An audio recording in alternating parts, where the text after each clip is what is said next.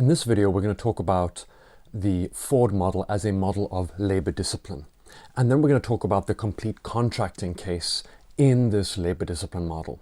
So we're first going to set up why it would be an incomplete contract in general, and then we'll talk about the complete contracting case because we're going to contrast the incomplete contracting case with the complete contracting case. So how can we model employment as a principal-agent game? As this labor discipline model, or what we call the Ford game, like we had the Benetton game in the previous chapter. So the structure of the game is as follows. The employer, the principal, is the first mover. He announces a wage, W, and the offer to renew the contract at the end of each period. Then what happens? The worker responds to the employer's offer by selecting a level of effort to expend per hour of employment. That effort per hour is E for effort. And we're also going to assume for the moment that all workers are identical. In terms of some of our notation, we have that in the top corner here. So we've got the effort of work done by the worker is E. Employment is going to refer to the worker's time hired, for example, hours. And the agent's action is now work effort per hour of employment, E, rather than the product quality, Q.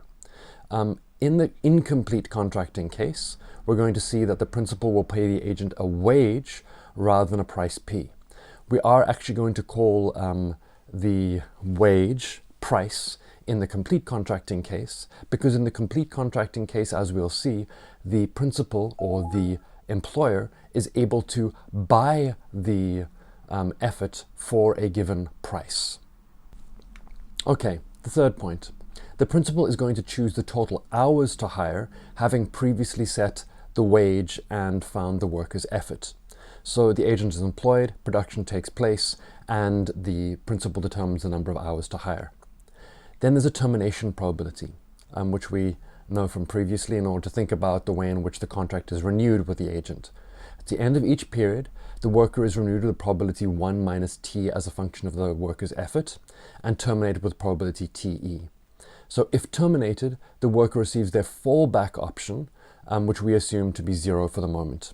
You'll see later that we're going to add the complication of thinking about unemployment benefits or alternatives to having a fallback of 0. Finally, there's going to be non-termination. If the worker is not being terminated, steps 1 through 4 are going to just repeat with the values of W, E, and the termination schedule unchanged. Okay, so this should be similar to what we thought about when we thought about the model of contingent renewal in the previous chapter. This is similarly a model of contingent renewal, but in employment rather than a subcontracting relationship. Okay, so what are they trying to accomplish at each stage of the contingent renewal contract? Firstly, the employer selects the labor discipline strategy E and the termination schedule TE to maximize his profits. So that requires minimizing the average cost of a unit of effort, W over E. So like we had P over Q previously, we're going to have the wage over effort as something that the principal is trying to minimize. The employer is trying to pay as low a wage as possible for as high an effort as possible. So we're going to similarly have ISO cost raise for the employer.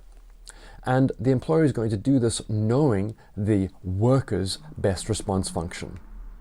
Now, when selecting a level of effort to perform their task, the worker is maximizing their value of the contract with the employer.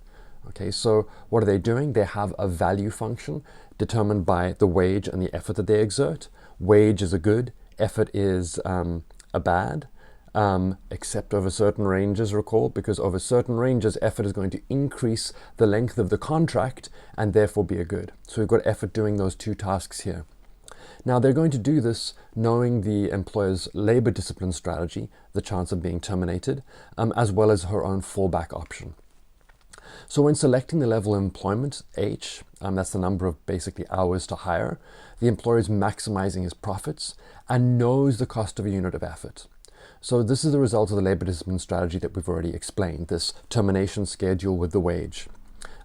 So what that means is that they know how the worker contributes effort to the output that they're producing, and they also do this knowing the demand for the good. As we're going to see later, the demand for the good is going to be crucial to determine the number of hours to hire in this model. Okay, so from that, that's the basic idea that we have here. We're thinking about the structure of the interaction in the incomplete case where we have a contingent renewal contract. We're going to look at the graphs of that in a second video.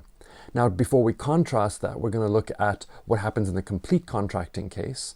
Here with this complete contracting case, we do not have contingent renewal. We just have the ability by the principal to buy effort from the agent. So the employer can just buy effort from the worker. In this case, effort is like a commodity. It's like wheat or rice or something like that. It's something that you can immediately verify the quality of, the level of. And so what's going to happen in this case is that if the employee's fallback position is 0, then what the principal is going to do is they're going to take the employees or the workers' fallback utility indifference curve as their constraint, and they're going to minimize their costs based on that. And so what we can see here is we've got this hypothetical complete contracting case, and it's going to be the same as what we saw previously. So what is going to happen here? Well, we firstly got the agent's utility-based indifference curves. So we've got 3 indifference curves for the agent, these 3 green lines. Okay, those are 3 indifference curves, and the agent, they do better if those indifference curves go in this direction here, shown by the arrow. So if we move along, we can see that utility moves from 0 to 1 to 2, and there will be other indifference curves in this space where utility is increasing. We know that the slope of an ISO-U or indifference curve is equal to the negative of the marginal rate of substitution, and that's equal to UP over UE, the utility of price over the utility of effort. Now remember here, we're just talking about a payment P. They don't care if this payment is in the form of a price, a wage, or whatever.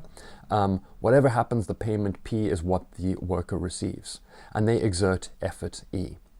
Now, knowing these indifference curves in this one-shot interaction, because it's single shot because the employee can just purchase effort, right? It's a complete contract, effort can be specified in a contract.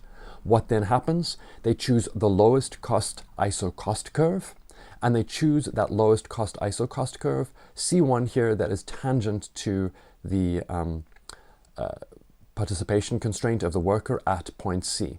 Now remember, we know that this arrow going up in this direction, that's indicating what?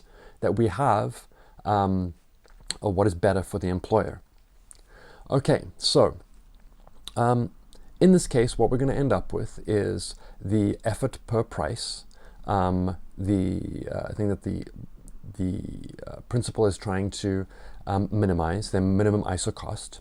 And what we're going to see there is that the employer's ISO cost curve is going to be in blue. It's upward sloping there. That is tangent to the participation constraint in green. And we get the cost minimizing point C. Okay, that's what we have with the complete contracting case, where we can just purchase effort for a price. Now, we're going to see that that's not the same as what we get with the incomplete contracting case, right? With the incomplete contracting case, what do we end up with?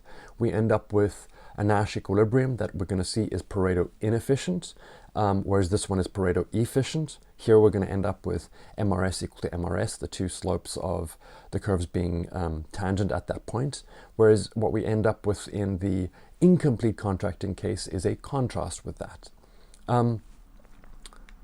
So what this means, like I've already said, is that the employer simply purchases the worker's effort level shown at point C, and that's the effort that they get in equilibrium. Okay. Now, we haven't yet determined the number of hours. We will do that once we have considered both the complete contracting case and the incomplete contracting case.